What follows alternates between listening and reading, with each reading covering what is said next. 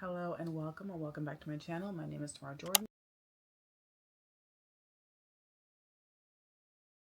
Today we are going to be going over my June books that I've read, so my June wrap up, and then I'll be doing my July TBR from my TBR jar. But yeah, stick around and get yourself like a cozy blanket and let's get right into the video. All right, so I'm just gonna go ahead and get started with the first book that I don't have with me, and it was my only 5-star for this month. It is The Women by Kristin Hannah. This book follows our main character, Frankie. She lives in Coronado, which is like 20 minutes away from where I live currently. And she's best friends with her brother. Her brother has decided to enlist in the army, and she is seeing lots of pictures and receiving like correspondence from him, and he's just saying how much he loves what he's doing and how he's getting to see different things and getting to explore. And she kind of feels like, I want to do the same thing. I want to, challenge myself, do something new, learn something different. She decides to enlist without her parents knowing, and then when she does, she gets the news that her brother has been killed in action. She thinks about whether or not she should still go, and she decides that she still wants to go because she thinks her brother would have wanted her to experience these new, this new life change. So she does end up going, and when she gets there, she is very confused because it is not anything like what they said it was going to be. A lot of these boys are very, depressed isn't even the word. They're like shell-shocked. They are dealing with PTSD. A lot of them are injured or have been injured or have some type of injury that they're dealing with. She is there to be, a nurse, obviously, and she's part of the reason why I think Kristin Hannah wrote this book is because a lot of women aren't really recognized as like serving, right? And that was like the big takeaway of this book, alongside African American men as well. They're just not as recognized as much as white men. She is struggling to find her place when she's there. She does meet some friends. She also has a love interest. It's pretty heart-wrenching, the story. It's hard to read, and I think is pretty accurate. The depiction of wartime, I think, is accurate. She said she did a lot of research on the Vietnam War. Kristin Hannah is known for making you cry. Kristin Hannah is known for having these like really emotional stories that are told about women, and she does that in this one as well. I gave it 5 stars. I really liked it. I could see how other people might be like, wow, this is just like too much, because there's a lot going on. There's PTSD, there's grief, there's death, there's war, there's so many. So I would check your triggers, but I enjoyed it. So I think you might too if you like that type of historical fiction writing. It was very good. Okay, the next book is Our Perfect Storm, Carly Fortune. This one follows another Frankie. I don't know how I did that, but I did. And her best friend, George. Frankie and George have been best friends since they were little kids, I think like 8 or 9. And they have seen each other through like all their ups and downs and everything. And randomly, he kind of goes silent. And they're not really on good terms. She is about to get married. It's actually the eve of her wedding, and she's kind of thinking like, will he show up for the rehearsal dinner? Like, I really want him here. And like, is he going to show up? He shows up for this rehearsal dinner, and they kind of talk a little bit, but they don't really go into detail about everything that's happened between them. Cut to the next morning. She is left a note, and her fiance decides that he is not interested in marrying her anymore. So he completely ditches her and does not give her any reason as to why. She obviously starts to go into like a tailspin and is trying to figure out how to contact him. I guess he's blocking her or whatever, but George has a great idea where he's like, let's go ahead and still get away, because you're going to need to get away from this right now. So they go ahead and go on her honeymoon. And it's like a week of them just trying to put back their relationship, but also trying to figure out what happened with her fiance. And in that week, they discover how they feel about each other and things are unearthed. Is it predictable? Yes. Is it Carly Fortune's type of style? Yes. It was easy. It was just kind of like a light page turner, and it was quick. I do specifically love a friends to lovers storyline. I do love that, especially if it's childhood friends. I think it's just sweet. So I really enjoyed it. I gave it 4 stars, and yeah, it is romance, and it is obviously fiction, and yeah, it was great. The next book, The Daisy Chain Flower Shop. There's the playlist. I actually didn't listen to the playlist until after I read the book, but it is a good playlist. All right, so this one is following our main character, Daisy and Elliot.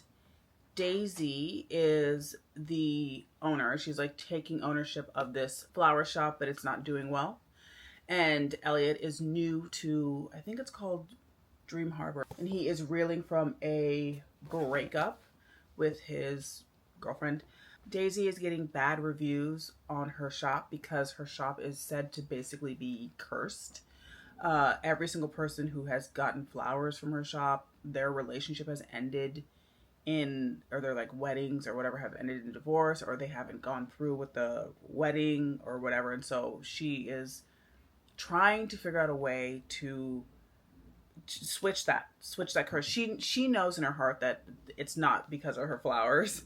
It's not because of the shop, but now a highly publicized person, it happened to them. And so now it's like fully solidified that it's because of her shop. Elliot is, like I said, going through a breakup. His family is coming to visit because he is like just moving and just settling in. So he kind of cooks up a little bit of a fake dating kind of vibe. And that helps Daisy as well as Elliot, because Elliot's family, like I said, is worried about him. And then Daisy wants to show everybody, like, look, I own the shop, and like, nothing's happening to me, you know? Do I think this was the most believable? No, I didn't really fully connect with either character, unfortunately. I thought it was okay. I mean, is this like the best writing ever? No, but will I continue reading these books? Yeah, I like them. I think they're fun. They're easy. They're so easy. They're so quick. I think I read this in a day. So, yeah, I would continue reading them. There's not a lot of pressure that these books put on you. Not like the Women by Kristen Hanna, that was like really heavy. I read this one right after, actually, and it was much lighter and much easier to digest. I gave this a 3.25. I think it's good. I think if you want something light, something fluffy, something fun, silly, goofy, this one will be for you. The next book I read was Agnes Aubert's Mystical Cat Shelter. This one is by Heather Fawcett. This book follows our main character, Agnes. She obviously owns a cat shelter, a magical cat shelter. She is dedicated to her work and her cats. We'll get to it, but part of why I picked this book up was because of the cats. I'm a cat lover. I have 2 cats, and I've had cats like most of my adult life, so yeah, that's why I picked it up. And then I know that Heather Fawcett writes very cozy. I did only read the first in the Emily Wilde series, but that's a beloved series. People really like it. So I was like, let me do this one. This one didn't fully give me what I wanted. What I was picturing was a woman, and she's just like in her cat shelter rescuing cats, and the cats like have magical abilities, and she's also magic, and you know, it's just like all these weird magic things are happening. A lot of just like cat petting and cats being assholes, which we did get some of that in here, which I was kind of hoping for, but I really wanted to focus more on cats, the shelter, and like how she was making the shelter like better, or what these cats could do and their abilities. The first maybe, I don't know, half of it was, but then we also have a side plot kind of where we find out that the new owners, they are kind of doing an illegal business behind, like using the shelter as a front to make it legal. And then Havelock, he is this like dark lord, failed wizard kind of guy who's super, super grumpy. He kind of steps in and helps her, or tries to help her. And then they're in this kind of relationship also, like not initially, but like they kind of start having feelings for each other. But it's like, in my opinion, it was not that believable, because it was like more of a side plot. I did like it. I think this is the first in a series. I would say I give this like a 3-star. It was okay. It was cozy, but I think the problem was that I had was that if this is going to be cozy, like it should stay cozy the whole time. And I think at the end, she tried to ramp it up and make it something different. And I was like, well, it's no longer cozy. So anyway, but it was a good read, and her writing is really beautiful and really funny. And I was like laughing in parts, and I was kind of like feeling it. And I definitely did feel for Agnes herself. And I loved her cats, and I loved the description of the cats and the description of like what the cats were doing and like how they were behaving. That was like my favorite part. And then the last one, this is called Stars in Your Eyes. This is by Kaysen Callender.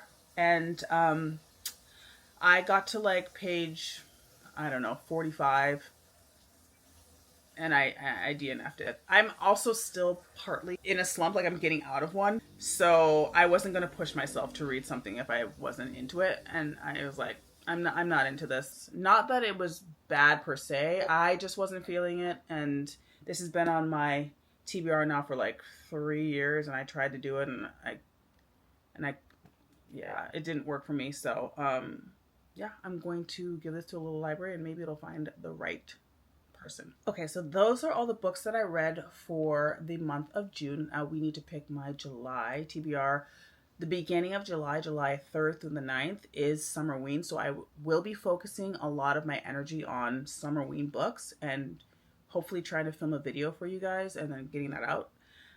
So I think I'm still going to go to 5, but I do have other videos in mind, and I also have other things I need to do. So I'm going to go to 5. If I don't do 5 and I only do like 4 or 3 of them, just please give me grace. So let's start with the first one. This one is easy. It says read a hardcover book. I'm actually just going to look behind me. Why not? Here we go. The Escape Room. This one is, The Escape Game. And this one is by Marissa Meyer and Tamara Moss.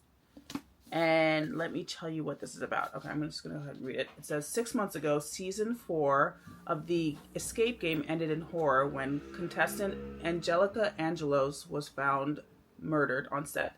Now, season 5 is underway, and new contestants are ready to put their skills to the test, solving the show's trickiest escape rooms.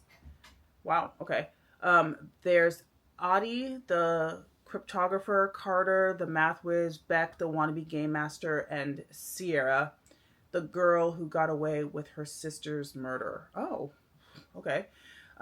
Or so everyone believes. But Sierra's not here just to win.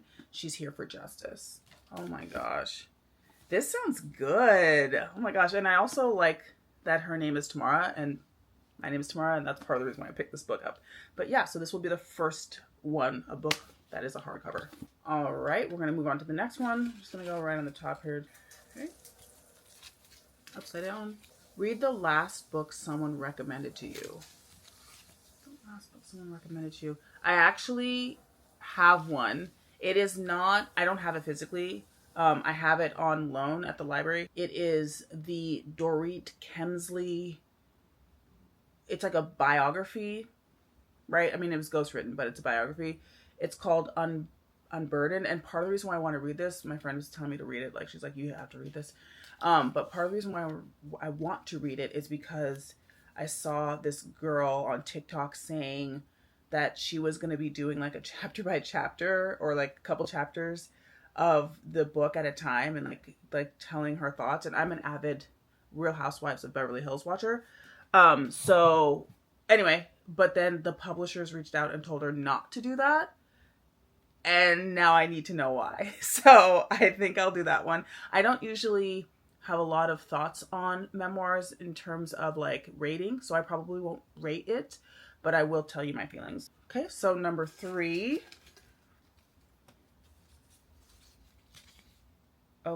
Oh, okay.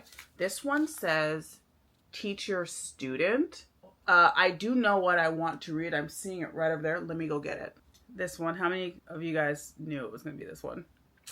This is The Teacher by Frida McFadden. I have heard this is really good. I think my mom gave this to me. Let me read you the back really quickly. Took off my glasses because they're like giving me a hard time. Eve has a good life. She gets up each day, gets a kiss from her husband, and heads off to teach math at the local high school. All is as it should be. Except, last year, Kasem High was rocked by a scandal involving a student-teacher affair. Student-teacher. With one student, Addie, at its center. But Eve knows there is far more to these ugly rumors than meets the eye. Addie can't be trusted. She lies. She hurts people. She destroys lives. At least, that's what everyone says. But nobody knows the real Addie. Nobody knows the secrets that could destroy her if people at the school found out. And when Eve discovers the shocking truth, Addie will do anything to keep her quiet. Yes, I think this is going to be really, really, really good. Moving on to number 4.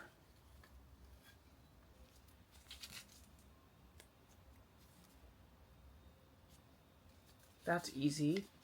It just says magical powers.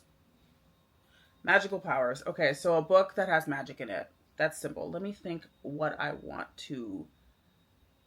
So the one I'm going to pick is A Love Song for Ricki Wilde. This is by Tia Williams. Let me tell you what this is.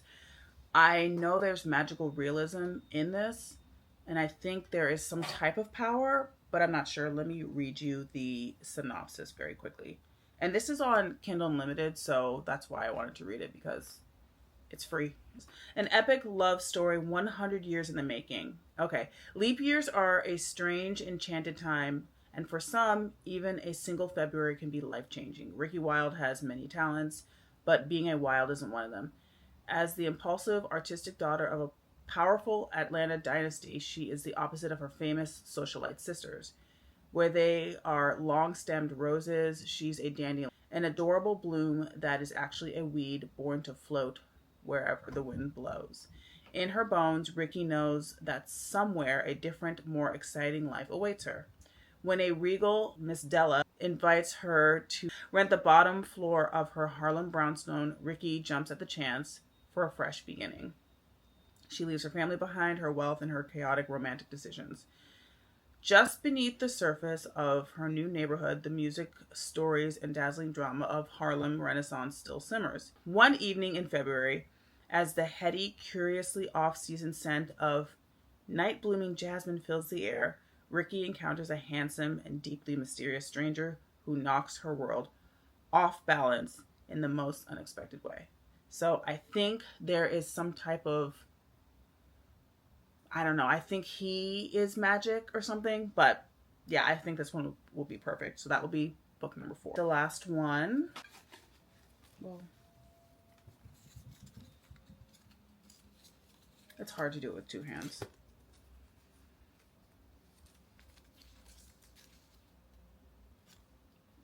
Okay, this is easy. It just says read an ebook.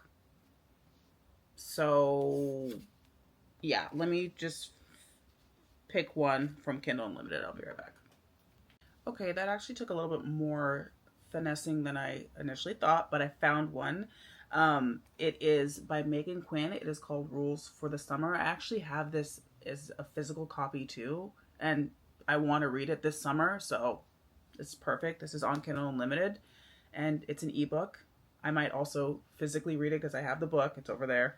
Yeah, I think this one will be the last one. This one will be read an ebook. And let me give you the synopsis of this one really quickly. He clicked yes on a dare. She bought a failing candy shop. Now they're neighbors for the summer, and neither is ready for what comes next. Renly Gossage has one shot to prove she's more than Cape Meryl's favorite cautionary tale. Restore her favorite candy shop before the town writes her off like they did her father. No help, no shortcuts, and definitely no rich men wielding engagement rings and making this messy. Theo Williams never planned on ending up in Cape Meryl. A drunken game of truth or dare turned into a botched online engagement, and now he's across the ocean escaping his father's control with nothing but designer shoes, misplaced confidence, and a rental next door to Renly. She's practical, stubborn, and covered in paint. Sorry if you hear Gizmo. She's sneezing. She's got a little bit of a cold. He's posh, persistent, and willing to use a standard if it means earning her trust. Between collapsing drywall, gossiping neighbors, and chaotic schemes of Renly's aunt, their forced proximity turns into something dangerously close to real. This sounds really, really good. So, and it takes place in the summer, and it is an ebook. Technically, it's an ebook on Kindle Unlimited, but I do also own it, and I want to read it. So that will be the last one. I have a memoir, a thriller. I have, well, I would even say two thrillers, because The Teacher and The Escape Game are both kind of thriller-esque. I have a romance, Rules for the Summer. And then I have, another romance, which is a love song for Ricki Wilde. So yeah, I think it's going to be kind of a well-rounded month. So check back in next month and see if I read them all and how I like them. Thank you so much for watching, and I hope you have a great day. I'll see you in the next one.